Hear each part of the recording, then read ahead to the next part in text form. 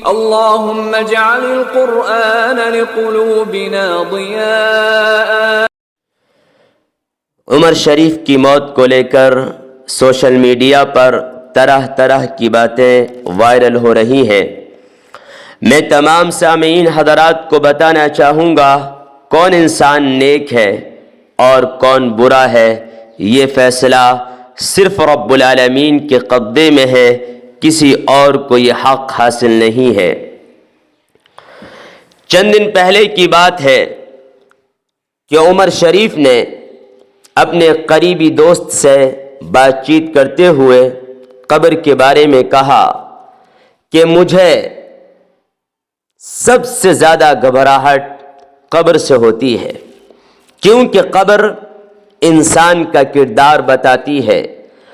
اگر انسان بد کردار ہے، برا ہے، تو یہی ہے وہ قبر جو اس انسان کی پسلیاں ایک دوسرے میں داخل کر دے گی۔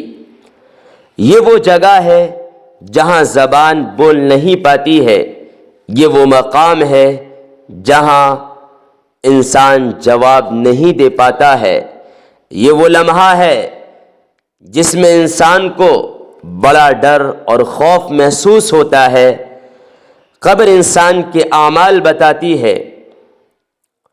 عمر شریف نے اپنی بات چیت کے دوران مزید کہا، مٹی سے بنے ہیں ہم، مٹی ہی کے اندر ہمیں رلنا ہے۔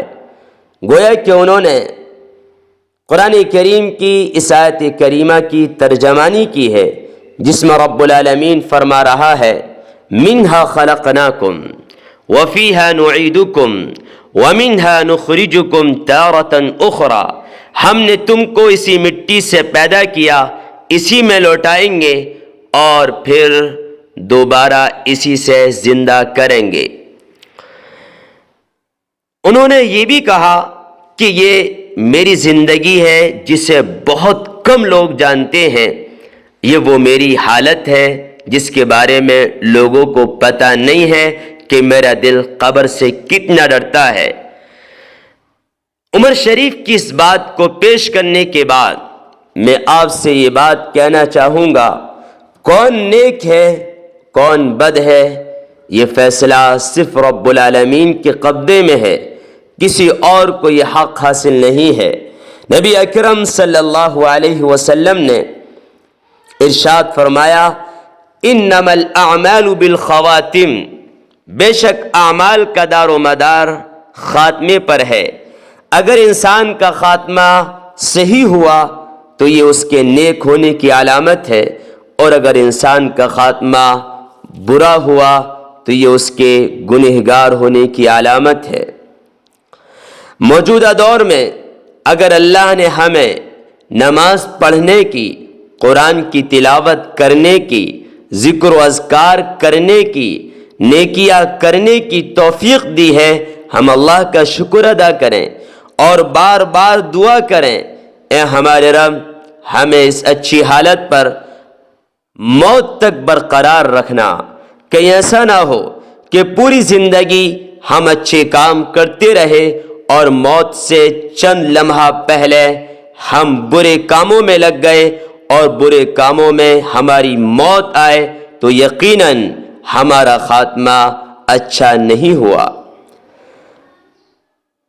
اللہ تعالیٰ مجھے بھی اور آپ سب کو بھی حسن خاتمہ نصیب فرمائے۔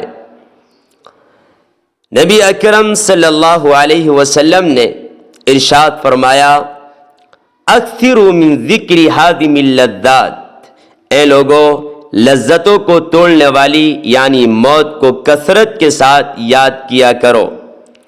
اللہ تعالیٰ نے ہمیں تاکید فرمائی ہے کہ ہم مسلمان مریں یعنی ایسی محنت، کوشش، فکر اور دعا کریں کہ جب موت آئے تو ہم ایمان پر ہوں، اسلام پر ہوں، ہمارا خاتمہ اچھا ہو۔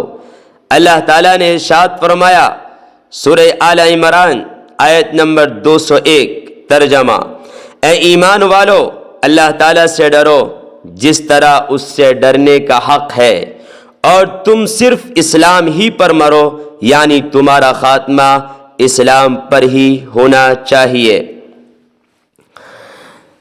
مسلمانوں کو عبادت کا حکم دیا گیا ہے۔ عبادت کہتے ہیں اللہ تعالیٰ کے احکامات کو پورا کرنا۔ سارے احکامات، عقائد بھی، فرائض بھی، قربانی بھی، اور اس میں کامیابی یہ ہے کہ انسان مرتے دم تک لگاتار تسلسل کے ساتھ مسلسل یہ کام کرتا رہے۔ اللہ تعالیٰ نے ارشاد فرمایا سورہ حجر آیت نمبر 99، اور اپنے رب کی عبادت کرتے رہو یہاں تک کہ تمہاری موت آ جائے۔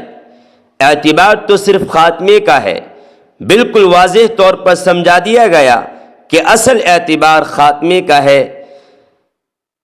جیسے کہ بخاری شریف کی روایت نبی اکرم صلی اللہ علیہ وسلم نے ارشاد فرمایا انما الاعمال بالخواتم، اعمال کا دار و مدار تو ان کے انجام پر ہے۔ ایک آدمی اچھے اعمال کرتے کرتے جنت کے دروازے تک جا پہنچتا ہے، اچانک ایسا عمل کر بیٹھتا ہے کہ سیدھا جہنم میں جا گرتا ہے، اور دوسرا برے اعمال کرتے کرتے جہنم کے دروازے تک پہنچ جاتا ہے اور پھر ایسا عمل کر گزرتا ہے کہ سیدھا جنت میں چلا جاتا ہے۔ اسی لیے جن کے دلوں میں ایمان ہوتا ہے ان کو سب سے زیادہ فکر ایمان پر خاتمے کی ہوتی ہے۔ ایک ایک گھڑی، ایک ایک لمحہ وہ اسی فکر میں رہتے ہیں کہ آخری وقت اچھا ہو، ہماری موت ایمان پر آئے۔ انبیاء علیہ السلام کی وصیت، حضرت ابراہیم علیہ السلام، حضرت یعقوب علیہ السلام نے اپنی اولاد کو کیا وصیت فرمائی، ہمیں بھی اس کو پڑھ کر سمجھ کر اپنی اولاد کے لیے ایسا ہی مستقبل ڈھونڈنا اور سوچنا چاہیے۔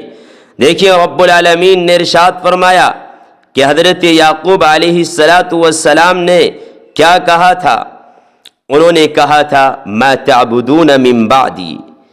ابراہیم علیہ السلام اور یعقوب علیہ السلام نے اپنی اولاد کو اسی دین کی وصیت کی اور کہا اے میرے بیٹو، اللہ تعالیٰ نے تمہارے لیے دین اسلام کو پسند فرمایا ہے، اس لیے تم صرف دین اسلام ہی پر مرنا۔ اور ایک موقع پر فرمایا کہ تم میرے مرنے کے بعد، میری موت کے بعد کس کی عبادت کرو گے؟ جواب میں کہا اے ہمارے ابا جان، ہم تمہارے رب، تمہارے آبا و اجداد کے رب یعنی صرف ایک اللہ کی عبادت کریں گے، ہم اس کے ساتھ کسی کو شریک نہیں ٹھہرائیں گے۔ یہ ہے اپنی اولاد کے لیے ایک مسلمان کی حقیقی فکر کہ وہ دین پر رہیں اور دین پر مریں۔ رہائش کی فکر، کھانے کی فکر، نوکری کی فکر فضول ہے۔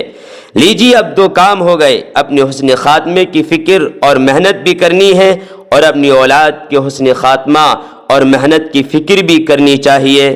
وجہ یہ ہے کہ بس ایک لمحہ اچھا ہو گیا تو آگے کروڑوں اربوں سال سے بھی زیادہ مدت، یعنی ہمیشہ آرام، عیش اور راحت، اور اگر ایک لمحہ برا ہو گیا تو آگے ہمیشہ کی تکلیف، عذاب اور دردناک مشقت۔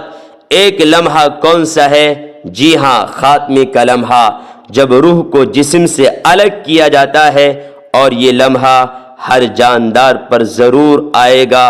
رب العالمین نے ارشاد فرمایا کل نفس ذائقۃ الموت، ہر جاندار چیز کو موت کا ذائقہ چکھنا پڑے گا۔